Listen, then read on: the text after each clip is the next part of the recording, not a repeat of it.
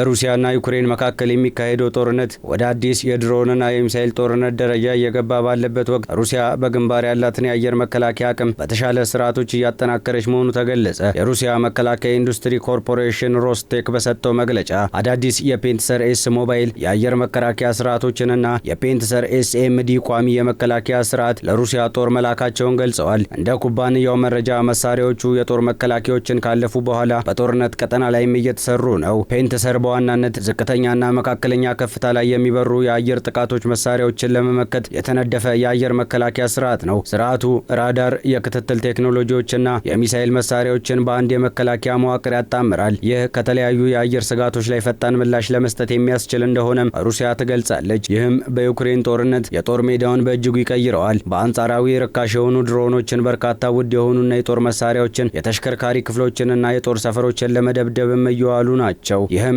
ሩሲያ እንደ ፔንትሰር ያሉ የአጭር ርቀት የአየር መከላከያ ከሌሎች የአየር መከላከያ ንብብሮች ጋር በማጣመር የተደራራቢ መከላከያ እንድትገነባም እየገፋፋት ነው። በሮስቴክ መረጃ መሰረት የፔንትሰር ኤስኤምዲ በተለይ የድሮን ስጋትን ለመከላከል የተሻለ ስርዓት ነው። የዘመኑ የጦር ሜዳ ሁኔታዎች ብዙ ድሮኖችን በአንድ ጊዜ በሚጠቀሙበት የጥቃት ዘዴ ላይ እያተኮሩ በመሆናቸው ይህ አይነቱ መከላከያ በሩሲያ የጦር ኃይሎች ዘንድ ትኩረት እያገኘም ነው። ይህ የሚያሳየው የጦርነቱ ባህሪ እየተለወጠ መሆኑን ሲሆን ቀደም ሲል የአየር መከላከያ ትኩረት በአውሮፕላኖችና በሚሳይሎች ላይ በነበረበት ጊዜ አሁን ድሮኖች በጦር ሜዳ ከዋነኞቹ ስጋቶች መካከል ተጨምረዋል። በሩሲያ ዩክሬን ጦርነት ድሮኖች ለስለላ፣ ለኢላማ መለየትና ቀጥተኛ ጥቃት በስፋት እየዋሉም ናቸው። በዚህ ምክንያት የጦር ሜዳ የአየር መከላከያ ፈጣን፣ ተንቀሳቃሽና ብዙ ኢላማዎችን በአንድ ጊዜ ሊከታተል የሚችል ቴክኖሎጂ እንዲኖር ግፊትንም ፈጥሯል። ሮስቴክ የሚያቀርበው መረጃ ይህንኑ የጦር ሜዳ ለውጥ ለመመለስ የሚደረገውን የመሳሪያ ማሻሻያ እንዳለም ያመለክታል።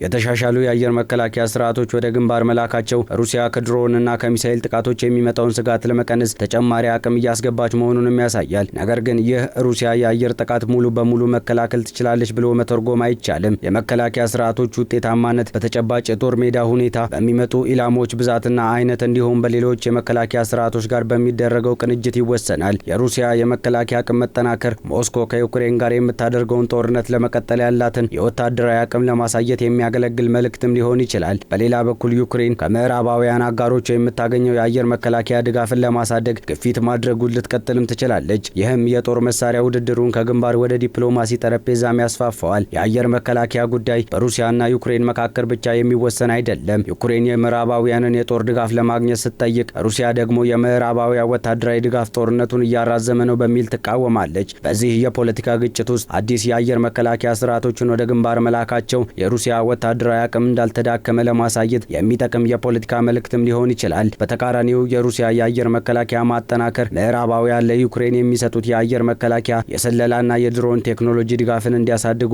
ተጨማሪ ምክንያትም ሊሆን ይችላል። ይህ ደግሞ የጦርነቱን የመሳሪያ ውድድር ወደ አዲስ ደረጃ ሊያሸጋግረውም ይችላል።